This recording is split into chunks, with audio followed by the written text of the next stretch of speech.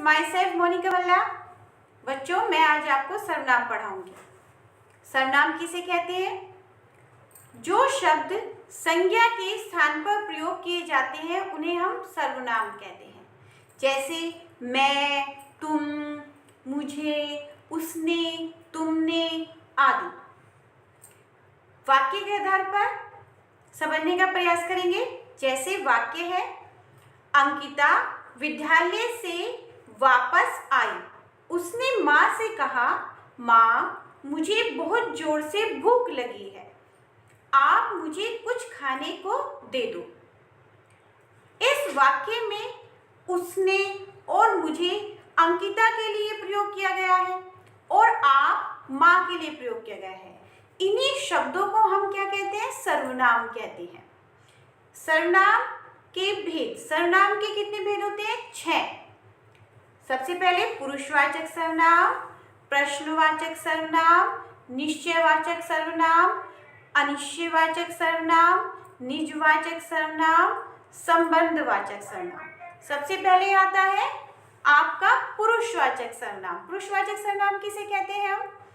जो सर्वनाम किसी व्यक्तिवाचक संज्ञा के स्थान पर प्रयुक्त होते हैं उन्हें हम पुरुषवाचक सर्वनाम कहते हैं। जैसे वह, तुम, मैं, वे आदि।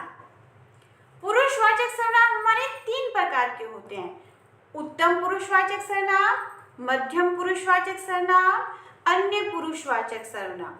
सबसे पहले उत्तम पुरुषवाचक सर्वनाम।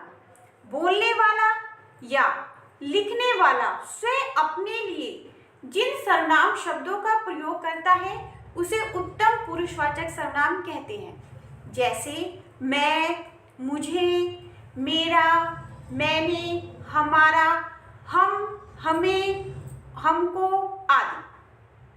उदाहरण है, मैंने खाना बनाया। दूसरा आता है मध्यम पुरुषवाचक सर्वनाम। बात सुनने वाले के लिए जिन सर्वनामों का प्रयोग किया जाता है उन्हें मध्यम पुरुषवाचक सर्वनाम कहते हैं। जैसे तुम, तुमको, तेरा, तुम्हारा, आप, आपको आदि। उदाहरण है, तुम्हारा क्या नाम है। तीसरा आता है अन्य पुरुषवाचक सर्वनाम, जिसके बारे में बात हो रही होती है अतः जिसके विषय में हम बात करते हैं उसके लिए प्रयुक्त किए जाने वाले सर्वनाम हमारे अन्य पुरुषवाचक सर्वनाम के अंतर्गत आते हैं। जैसे वह, वे, उसको, उसने, उसका, उन्हें, उन्होंने आदि। वाक्य है, वह विद्यालय जा रहा है। ये है पुरुषवाचक सर्वनाम के 3 प्रकार। अब आता है हमारा प्रश्नवाचक सर्वनाम किसे कहते हैं? प्रश्न पूछने के लिए जिन सर्वनामों का प्रयोग किया जाता है उन्हें प्रश्नवाचक सर्वनाम कहते हैं। किसी वस्तु, व्यक्ति, प्राणी या किसी घटना के संबंध में वह व्यक्ति कौन है, वह वस्तु या घटना क्या है, समय के लिए कब, स्थान के लिए कहाँ का प्रयोग किया जाता है, तो इन्हें हम कहते हैं प्रश्नवाचक सर्वनाम। उदाहरण है, आप आज क्या खाएंगे। निश्चयवाचक सर्वनाम।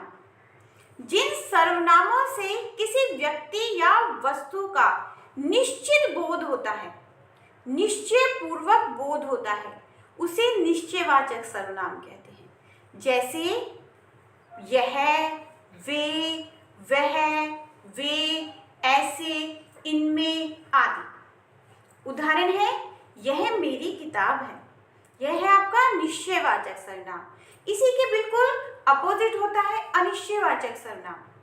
जिन सर्वनामों में किसी व्यक्ति या वस्तु का निश्चय पूर्वक बोध नहीं होता है उसे हम अनिश्चयवाचक सर्वनाम कहते हैं। जैसे कोई, कुछ, किसी, किन्हीं आदि। उदाहरण, कोई खिड़की के पास खड़ा है। निजवाचक सर्वनाम किसे कहते हैं? निजवाचक सर्वनाम जिन शब्दों का प्रयोग स्वयं के लिए किया जाता है उसे हम क्या कहते हैं, निजवाचक सर्वनाम। जैसे स्वयं, खुद, आप, अपने आप आदि। उदाहरण है, मैं वहां स्वयं चला जाऊंगा। ये आपका है निजवाचक सर्वनाम जो स्वयं के लिए प्रयोग किया जाता है। संबंधवाचक सर्वनाम किसे कहते हैं? जिन सर्वनामों का प्रयोग वाक्य के किसी दूसरे सर्वनाम से संबंध प्रकट करने के लिए किया जाता है, दूसरे सर्वनाम से संबंध प्रकट करने के लिए किया जाता है, उन्हें संबंधवाचक सर्वनाम कहते हैं।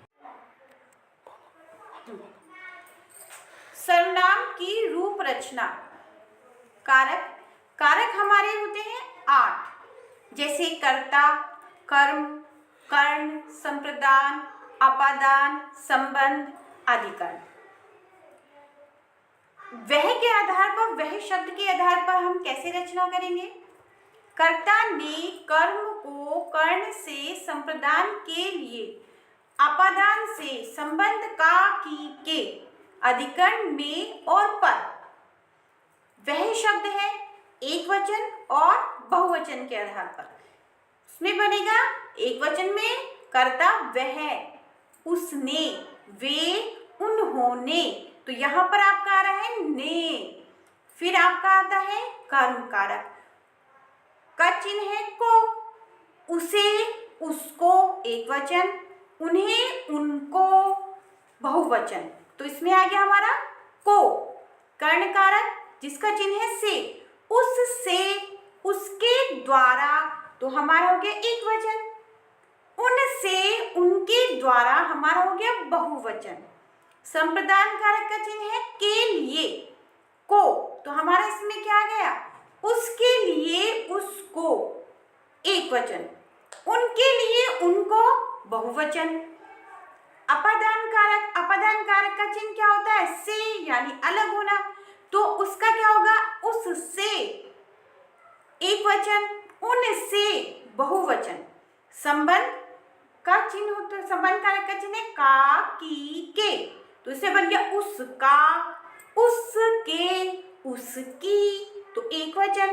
उनका, उनको, उनके बहुवचन। अधिकरण कारक का चिन्ह होता है में और पर। उसमें, उस पर एक वचन, उनमें, उन पर बहुवचन। धन्यवाद।